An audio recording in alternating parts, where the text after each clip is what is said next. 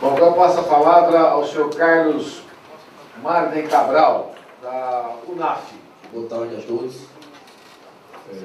Quero inicialmente agradecer a oportunidade de falar aqui nesse momento,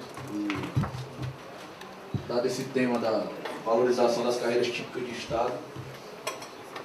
É uma oportunidade muito grande dada para a gente falar aqui na Comissão de Administração, Trabalho e Serviço Público, principalmente nós das carreiras de Estado que estamos, pelo menos a meu ver, um pouco sem interlocução dentro do próprio governo. Então esse espaço, que é um espaço de suma importância e democrático, acaba adquirindo uma importância ainda maior, na medida que a interlocução dentro do governo praticamente não existe, e só resta para a gente vir aqui para o parlamento. Como vários colegas já colocaram aqui, é praticamente impossível enumerar aqui o tanto de problemas que a gente vê, o tanto de maneiras pelas quais o governo tem desvalorizado o servidor público federal, principalmente as carreiras típicas de Estado. E o pior de tudo isso é que o viés é negativo, assim, a perspectiva é de cada vez piorar mais.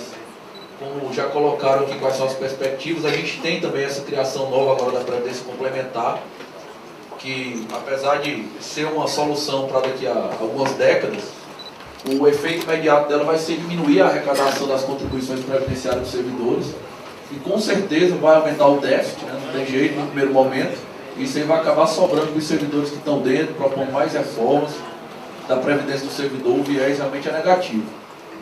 E diante de tudo isso aí, a gente acaba se vendo diante de vários problemas. Mas eu vou falar basicamente de 2 ou 3 pontos aqui que para a Advocacia Pública Federal é muito importante. A começar pela questão do aparelhamento do Estado, que tem acontecido, e não é de agora, né, mas cada vez fica mais patente e acaba caindo, piorando substancialmente a situação das carreiras típicas de Estado.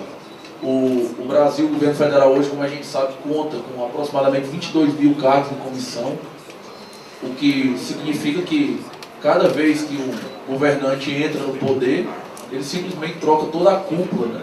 Não só os ministros, mas primeiro, segundo, terceiro, quarto, quinto escalão.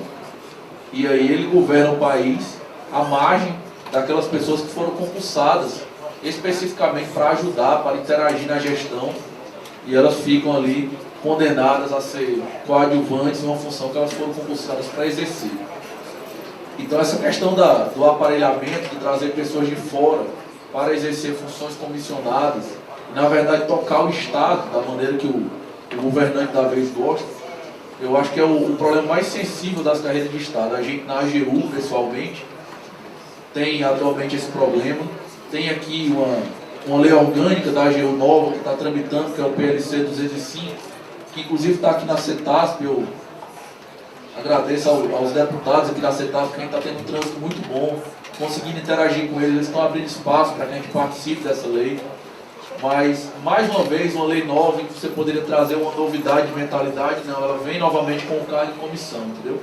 Umas coisas completamente absurdas, como se o presidente que foi eleito em 2014 pudesse entrar e colocar um congresso paralelo para legislar do jeito que ele quer, ou pudesse nomear 150 juízes que vão ficar acima dos juízes que existem, que foram concursados.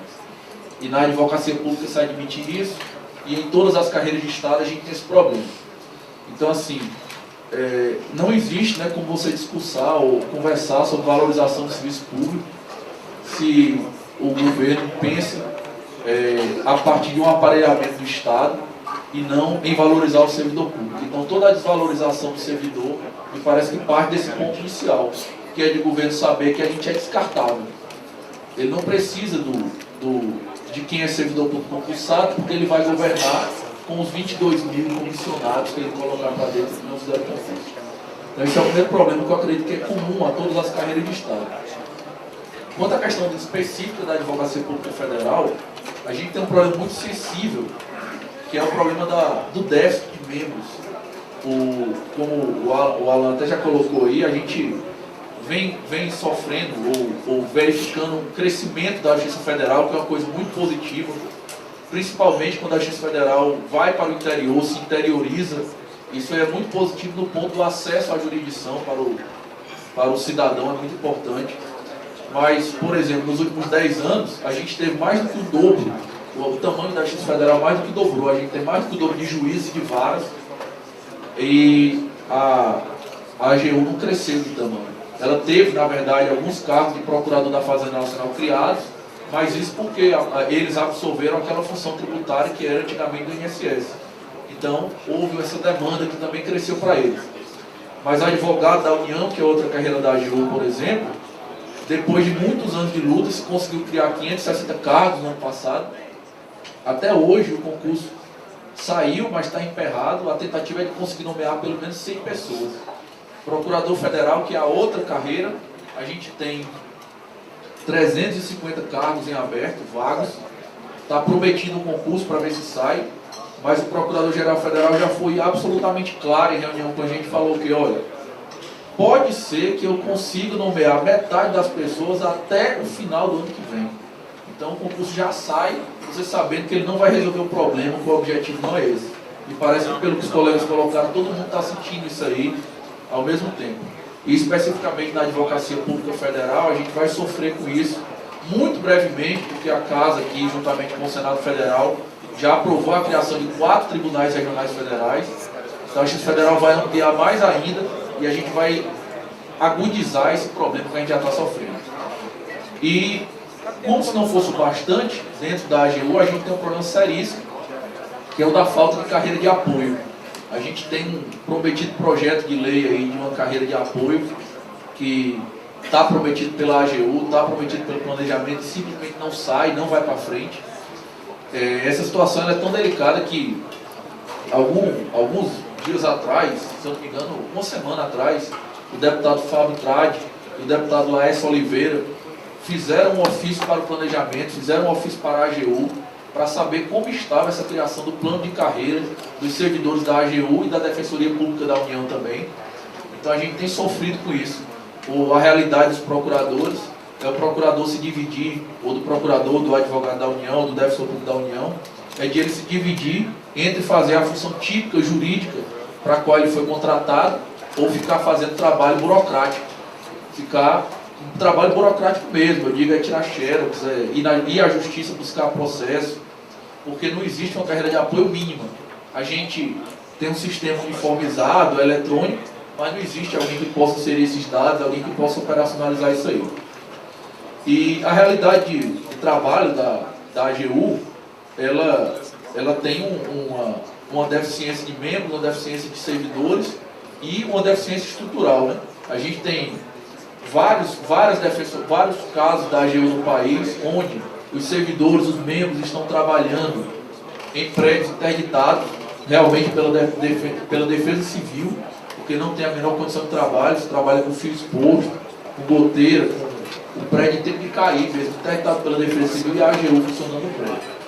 Então o ambiente é desvalorização e mais de desmotivação.